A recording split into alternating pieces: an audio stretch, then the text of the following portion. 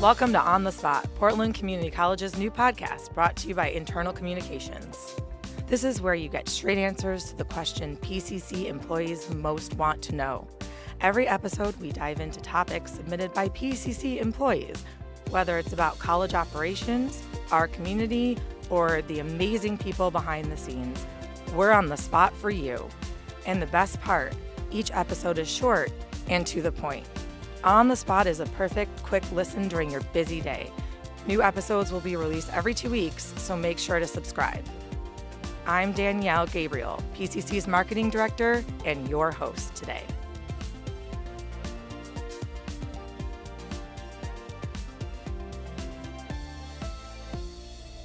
Welcome to On the Spot. Today, we're having a conversation with Lorraine Churchill, the Emergency Preparedness Manager for PCC. Welcome, Lorraine. Hi, thanks for having me. I'm excited to be here. We're excited to have you. So how long have you been at PCC? Well, as an employee, a little over a year now. And before that, I was actually a student, which, thank goodness, it actually led into what I do now because I focused in earth studies, so anything to do with geology, weather, and all that good stuff. So earthquakes, volcanoes. And then what was your work history before you joined us back at PCC? Before PCC, I was a park supervisor, and then I also served in as a dispatcher for a nonprofit, and we specialized in people with disabilities and low-income job seekers, helping them get to where they needed to get to improve their life. It's amazing. It was fun. It sounds like it. Yeah.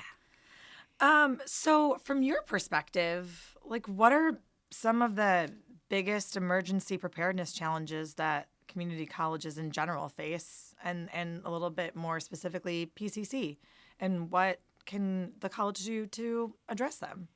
Well, number one, it is not unique to any college or jurisdiction, for that matter, to have challenge with communicating the importance of preparedness. So the same audience or constituents we serve also live in, for example, Multnomah County or City of Portland or Newburgh. And we're all so deluged with so much information coming at us all the time. How do we cut through the clutter and get really important messages to people who actually need it? So that's the challenge that we all face. And we begin kind of parting the curtains on that by partnering with people around us and having these conversations. This is a great forum to begin a dialogue. So thank you for having me here. Yeah, I didn't really consider that, but you are correct with social media, with access to the internet, with so many conduits for information today. It is hard to cut through the noise and then develop an information hierarchy where, expertise is valued and the real story is heard. So do you coordinate? I would assume you coordinate with local emergency responders and community organizations and probably even some federal weather agencies to develop some of these preparedness plans? Yeah, I will partner with anybody if it's especially in the interest of making sure we're more resilient and able to navigate difficult situations. So hopefully we stop things before they happen, but we can't control the weather, for example. We were all expecting those thunderstorms maybe yesterday, and luckily it was not an event. So yay for us. But there are things all around us that we partner in and are making sure that Portland Community College has a voice there. So, for example, there's a group called the RDPO, and I'm full of acronyms, so I will make sure to explain that. That's the Regional Disaster Preparedness Organization. So it knits together 5 different counties in 2 states. So that's Clark County in Washington, it's Multnomah County, Clackamas County, Washington, and Columbia counties in Oregon. And that group comes together to try and share resources and efforts in how do we learn to work better together? How do we do something called mutual aid? So if we don't have enough fire personnel, for example, in one area and they need support, how do we send resources to that challenge? And how do we backfill capability? Because if we sent like all the fire folks from Gresham to, let's say, Scappoose, Oregon, then Gresham is vulnerable. So then our other partners will backfill in their resources to help make sure we're all covered and still addressing whatever pressing issues in front of us. So there's RDPO, there's also REMTech, which has been in existence since the 90s. So that's the Regional Emergency Management and Technical Expert Committee. Amazing, great people who also come to the table to share, here's what we learned from this difficult situation. We're sharing that here with the people at the table so that maybe you all don't have to face that, whoever that you all might be. We also very directly work with like the Tualatin Valley Fire and Rescue. Out at Rock Creek, we also have folks on the ground, Tualatin Hills Park and Rec. They also have emergency preparedness and management capabilities, so we're opening the doors on dialogue with that. We work with Portland Fire, we work with Portland Police, all the sheriffs around us. Anything we can do to kind of build a relationship ahead of time. We start to build some trust and learn what can be done and what really doesn't fit. And then how do we come together to knit the gaps, if that makes sense? It does make sense, and that then shifts it from a more reactive to a proactive response. And you're not having to do the introductions and lay the foundations and the framework in an emergency situation. Yeah, and so I'm an instructor as well for this thing called the National Incident Management System. And so I teach people how to do certain things. And if you've been one of my students and I know your face, how much more likely am I to open the door and say, hey, come on in. I know what your capability is already. I know how we work together. And so that's why we do training and exercise and planning and all these other activities together, is to build that connection and understanding. So the joke or the term is, you don't learn the dance at the dance. Right. You learn it before. So hopefully you don't step on somebody else's toes. Right. It's like practicing before a game instead of practicing like at the game. Yeah. Yeah. Well, our Panthers practice all the time, right? Yes, exactly. So along those lines, with, the rise of extreme weather events and potential other crises, how have we as a college adapted our emergency preparedness strategies to stay proactive and potentially ahead of some of these emerging risks? So right now, if a person were to Google it, the college has a board-approved emergency operations plan that's available to anybody. So it was a first step that the college took to organize how we function. And if X happens, how do we address it? If Y, then what do we do now? So that's the beginning of a process. We're also in the midst of building site-specific plans. And there's actually different types of plans that we use. And that's called out by FEMA and OSHA and EPA and other partners that have helped define what this is. So there's an emergency action plan, for example. If you don't have, like Newburgh does not have any public safety folks dedicated there. So instead of having a more people there to do things, they have an emergency action plan, which basically calls out, hey, we're going to do this and we're going to exit the building, because that's the capability we have. That makes sense. If you have more capability on site, you might have something called an emergency response plan, because you have some response capability. Then as things grow and we knit it together and we go up the ladder from a site plan to a regional, or I've been calling it the constellation plan, because I think PCC is a phenomenal constellation, and we have centers and campuses that are beautiful stars, but some neighbors are closer than others, and that's where we're going to get our help most immediately. So what does that little constellation have to offer each other, and how do we build that communication between them?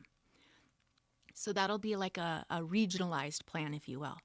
Then as we escalate up, and if it's something that affects the entire district, that's building into what we call our comprehensive emergency management plan. And that will include exactly what it sounds like, anything and everything we can think of and plan ahead for. So that's the entire goal, is to do the best we can to take care of people in the moment they're facing. That makes a lot of sense. And that there are a lot of layers there, but of course there have to be. It's just when you lay it out like that, the complexity is really It's noticeable and huge. Yeah. Yeah, and I wanted this done like as soon as I was here, right? But I've spent the first year just listening and learning and seeing how the organism functions. And then if we build our plans to recognize the organism, it's going to be successful and people will pay attention to it versus here's a structure, go forth and do good stuff. If they haven't invested in it, why would they listen? Yep. And if you haven't listened, then you can't be sure that that structure actually fits. Right. So we're starting from the ground up and we're socializing this with the people involved as we go. That makes a lot of sense. It takes a long time. Yeah, I would imagine so. Yeah. And does coordinating with external agencies play into that as well as the PCC community? Absolutely. So we have our community college plan, and all of the jurisdictions around us also have plans. So we have to look to, if our plans can't absolutely agree, we have to at least not conflict with the plans around us. So if Tualatin Valley Fire and Rescue has a wildland fire plan, which might impact Rock Creek, for example, we have to make sure that what we write is in sync with Tualatin Valley Fire and Rescue. Would things like COVID would pandemics also fall under that category of emergency responsiveness as well? Yeah. So COVID is the most recent example, right? Before COVID was H1N1. I don't know if you all remembered that we had a really great response to that. We were more ready for that. And then there were budget cuts and changes and things that shifted, so we were more vulnerable when COVID hit. So it was just so much larger and expansive.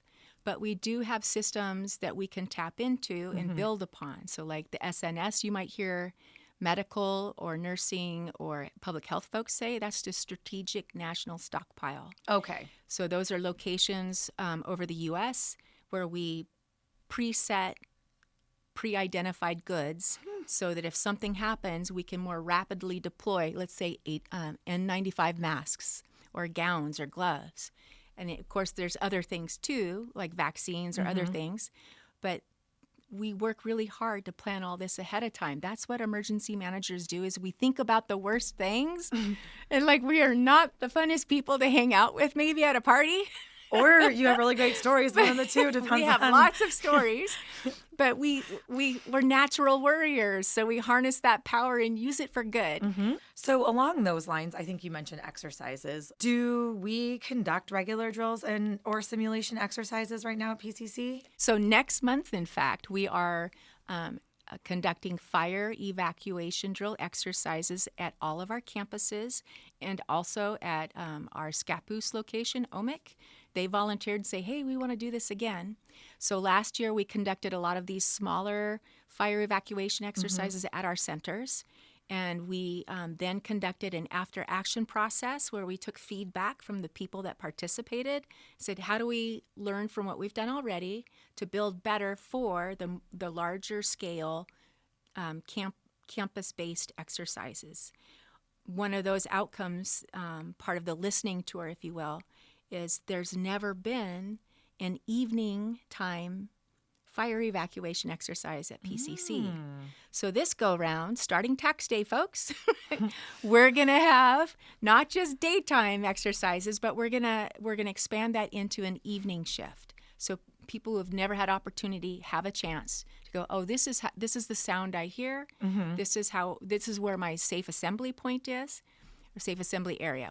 Different places call it different things. But we'll walk them out. We'll show them how to use a QR code to self-register whether they're okay or maybe they're not. Some folks, like if it were an active threat situation, you might choose to I'm going to stay in this bathroom and lock and block the door. With a QR code, they could self-report, I'm right here, and we would know to send first responders to that area to look for that person. That makes sense. So that's a new thing we're trying out that we've used in other sectors.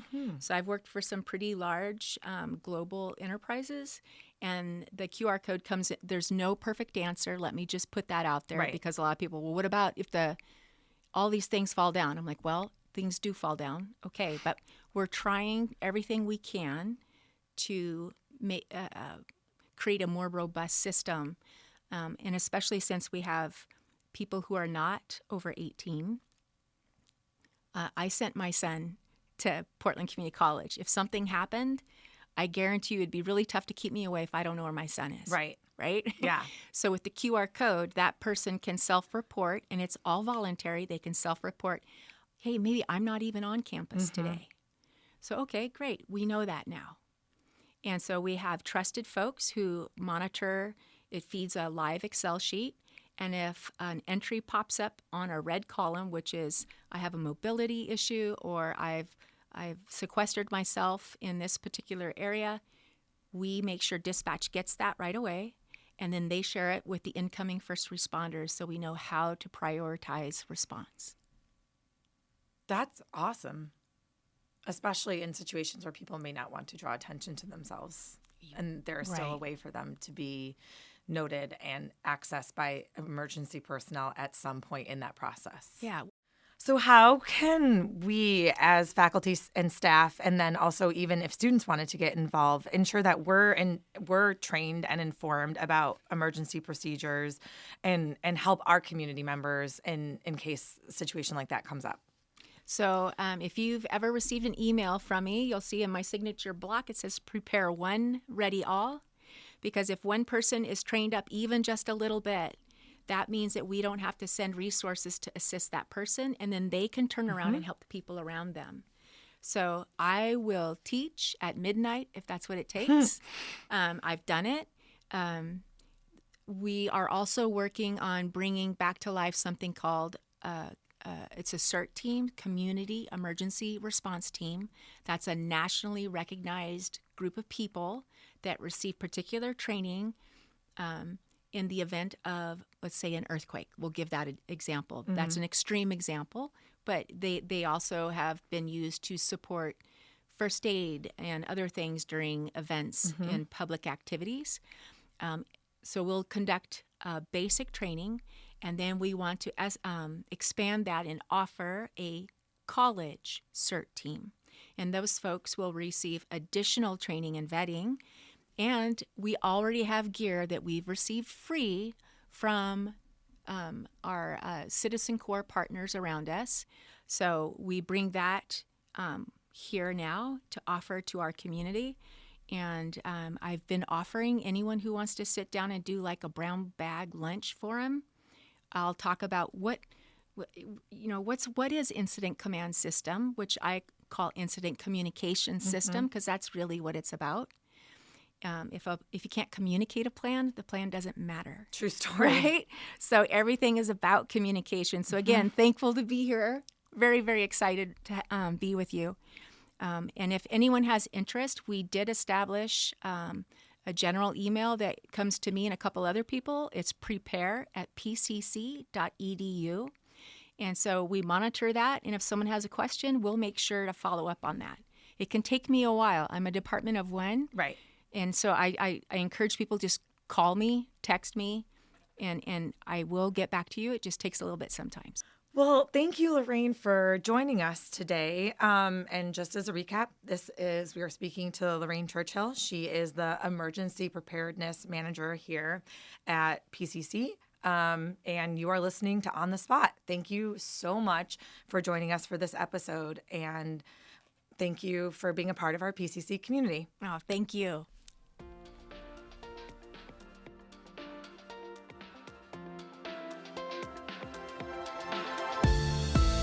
For those of you listening, thanks for tuning in to our second season of On the Spot at PCC. Future bi-weekly episodes bring guests from across the college to talk about the work they're supporting and to answer your questions. I'm Danielle Gabriel, and it's been a pleasure. We'll talk again next time.